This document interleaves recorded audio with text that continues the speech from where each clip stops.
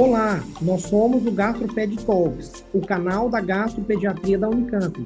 Nós somos Dr. Lucas Rocha Alvarenga, doutora Natasha Silva Sandi e doutora Maria Ângela Belomo Brandão. O GastroPed Talks é um canal sobre gastroenterologia, patologia e nutrição pediátricas, com foco em profissionais de saúde, em que vamos discutir temas e evidências atuais com base em guidelines, artigos científicos e entrevistaremos profissionais de destaque na área. Bom, gente, então, dando continuidade ao tema de hepatite autoimune, eu vou apresentar esse artigo que foi publicado no JPGN em julho de 2017, sobre agentes de segunda linha em pacientes com hepatite autoimune pediátrica, uma revisão sistemática e meta-análise. O motivo que a gente escolheu esse artigo para o dia de hoje foi porque é ele que, na verdade, dá base às recomendações que estão presentes no guideline da ESPGA. Então, nós já discutimos o quanto que a hepatite autoimune pediátrica, ela tem características específicas que diferem do adulto, um comportamento mais agressivo, e que 20% ou mais dos pacientes não vão responder à terapia de primeira linha. Quando a gente discute drogas de segunda linha, nós temos agentes que têm mecanismos e, consequentemente, um perfil de efeitos colaterais muito diferente. E o que é colocado no Position Paper da Sociedade Europeia como alternativas à primeira linha ou como agentes de segunda linha. Então, que substituiriam a azatioprina seria o micofenolato de mofetila na dose de 20 mg por quilo, dado 2 vezes ao dia, a ciclosporina a 4 mg por quilo por dia, dada também 2 vezes ao dia, com uma dose-alvo de 250 mais ou menos 50 nanogramas. O tacrolimus, ajustado para uma dose de 2,5 a 5 nanogramas por ml, e então que poderia potencialmente substituir a prednisona somente no paciente não cirrótico, a budesonida, 3 mg, dado 3 vezes ao dia.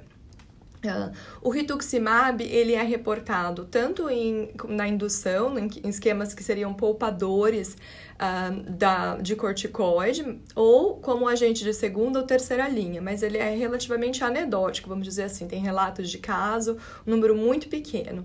E nesse número de pacientes, uma preocupação com o risco de sepse. Que a gente tem ainda menos informação seriam o infliximab e o sirolimus. E o que essa revisão e essa meta-análise fez? Então, eles olharam todas as bases de dados mais célebres, vamos dizer assim, Medline, Embase, Cochrane. Também olharam Google Scholar, artigos referenciados nos artigos que eles identificaram, consultaram experts, procuraram ser, assim, bem inclusivos. E revisaram artigos dos últimos 5 anos, incluindo terapia de segunda linha por uma duração mínima de 6 meses, para ser inclusivo, ensaios clínicos e observacionais, porque foram, na verdade, todos os estudos observacionais, e a terapia inicial tinha que ser dada com PRED e ou azatioprina. No final, eles acabaram incluindo apenas estudos que tinham as 2 drogas. Eles excluíram relatos de caso, cartas ao editor e comentários. O desfecho primário desses autores foi o controle bioquímico. Então, eles queriam saber quais pacientes responderiam com controle bioquímico e quais seriam a falha de tratamento, definida como intolerância ou ausência. E eles chamaram do desfecho primário deles a normalização da AST e ou ALT com 6 meses de terapia. Os autores reconhecem que essa não é a definição de remissão em hepatite autoimune, como foi descoberto no guideline, que isso falaria de melhora clínica, bioquímica e histológica. Mas com o propósito de ser inclusivo, eles usaram essa definição mais ampla. E o desfecho secundário dessa revisão eram as taxas e os tipos de efeitos colaterais dessas terapias de segunda linha.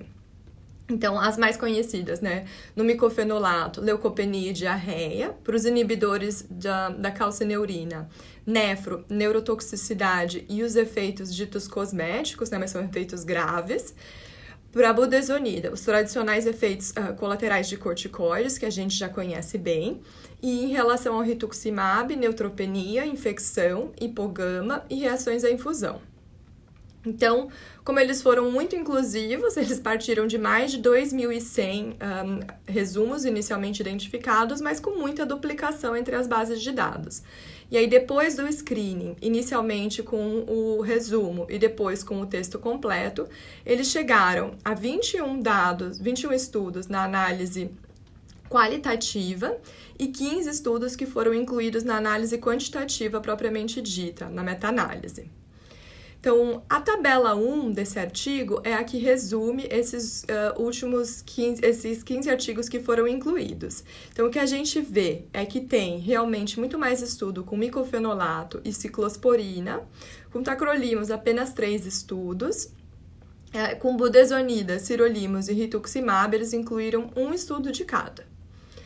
E aí, quando a gente vê o tempo que os pacientes foram tratados com o esquema tradicional de prednisona e azathioprina antes da mudança, isso variou de um mínimo de 3 meses a um mínimo de 5 anos, e em 7 estudos eles sequer reportaram esse tempo de terapia tradicional.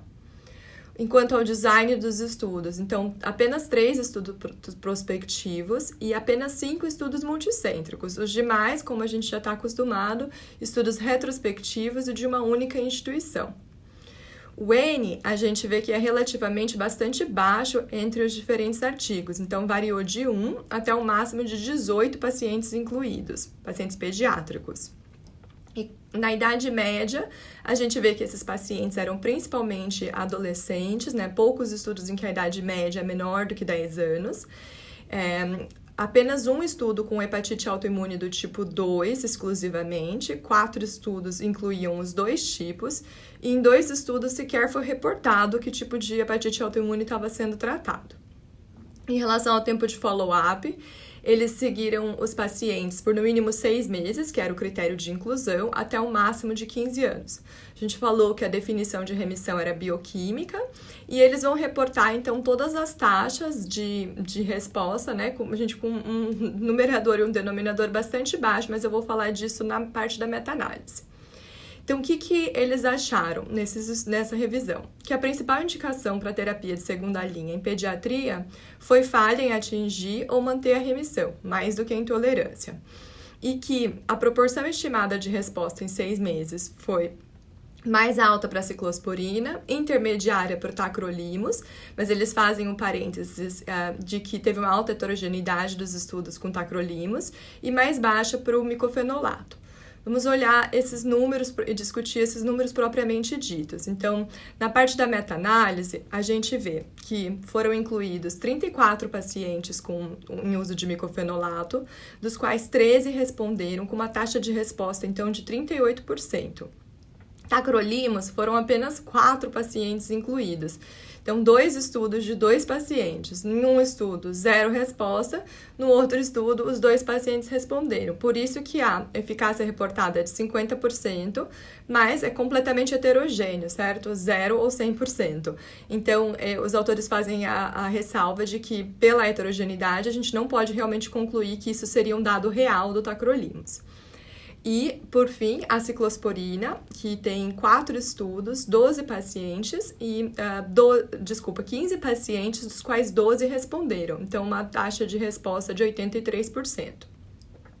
Em relação aos efeitos colaterais, então, não são todos os estudos com as drogas que reportam os efeitos colaterais, né? O micofenolato foram 2 estudos, então 7 pacientes tiveram leucopenia e 3 tiveram dor abdominal, correspondendo a 22% e 9% respectivamente, com uma taxa total estimada de efeitos colaterais com micofenolato de 40%.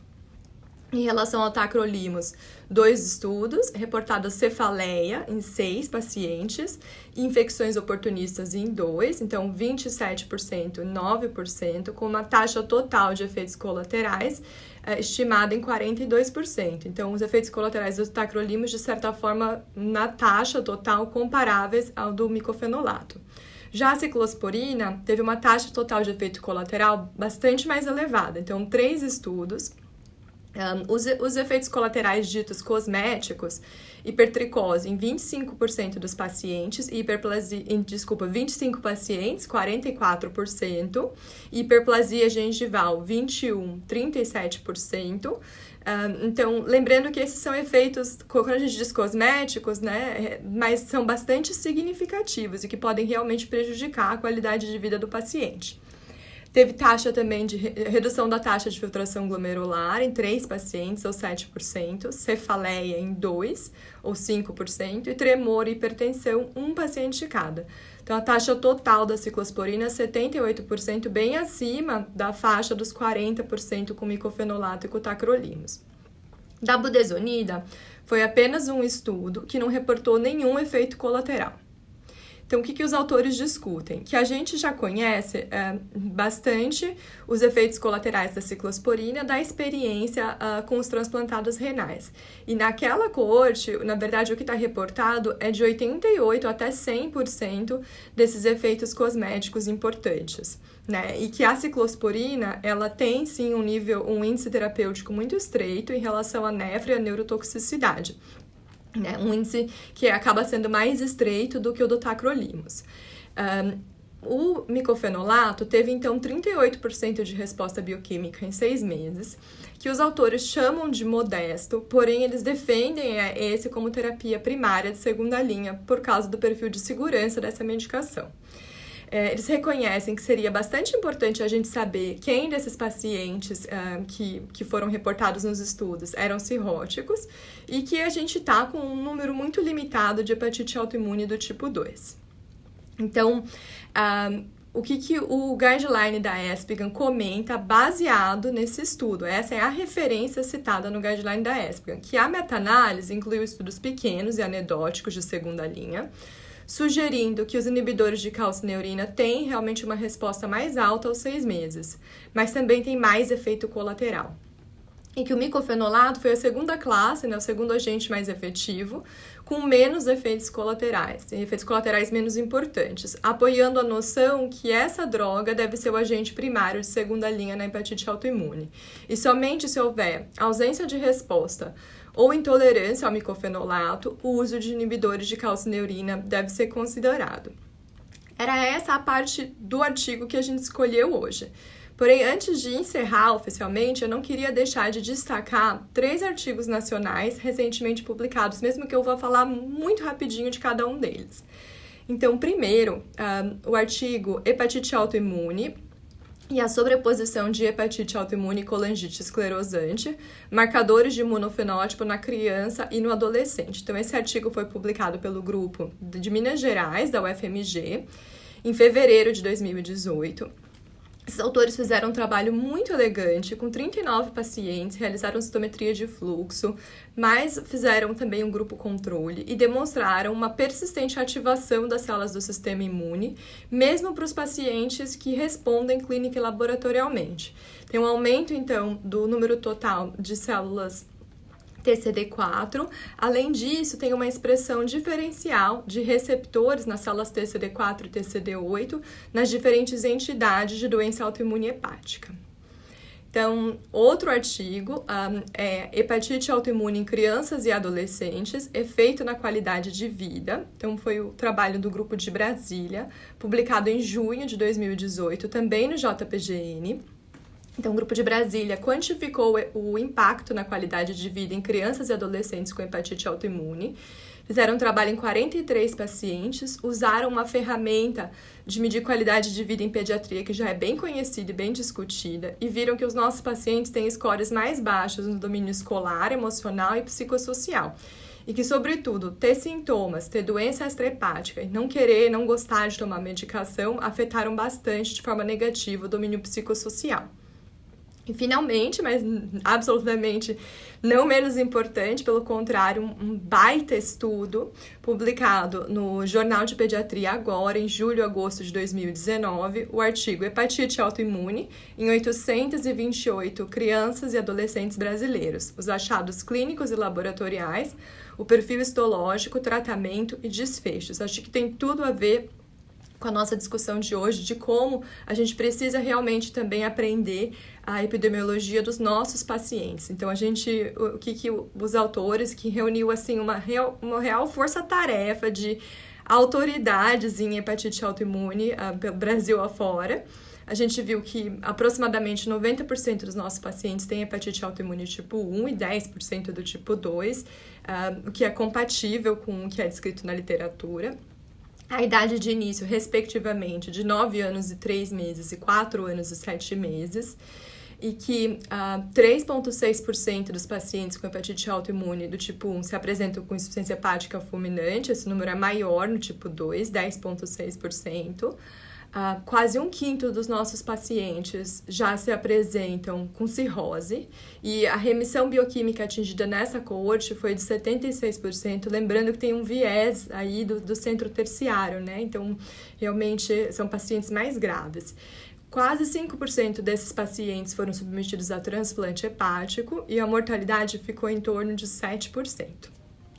Obrigado por nos acompanhar. Esse foi um episódio do GastroPed Talks. Estamos no Instagram, @gastroped.talks, no YouTube, GastroPed Talks Unicamp, e também na forma de podcast. Até o próximo!